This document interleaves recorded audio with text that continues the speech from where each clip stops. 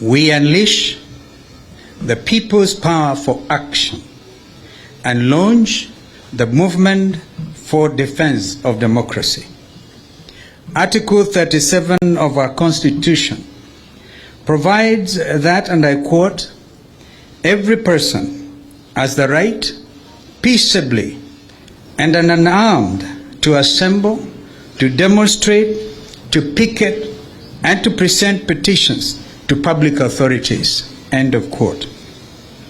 Article 1 of our Constitution equally provides that, and I quote, all sovereign power belongs to the people of Kenya and shall be exercised only in accordance with this Constitution.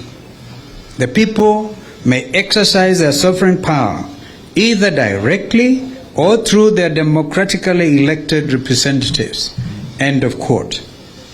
We are today invoking these provisions of our Constitution 2010 to launch a massive, peaceful, and I repeat, peaceful movement of defiance against an illegitimate, reckless, heartless, incompetent Kenya Kwanza regime.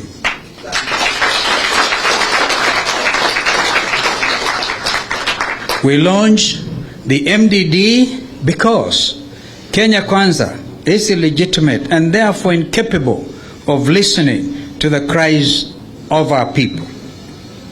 The people are now taking back all their delegated powers. It is now action time.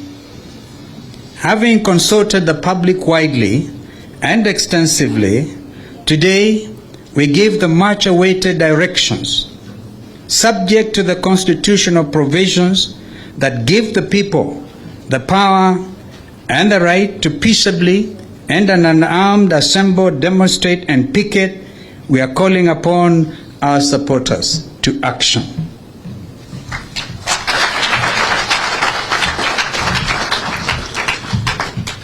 Ladies and gentlemen, I think as we speak, the entire nation has been waiting to hear from our leader.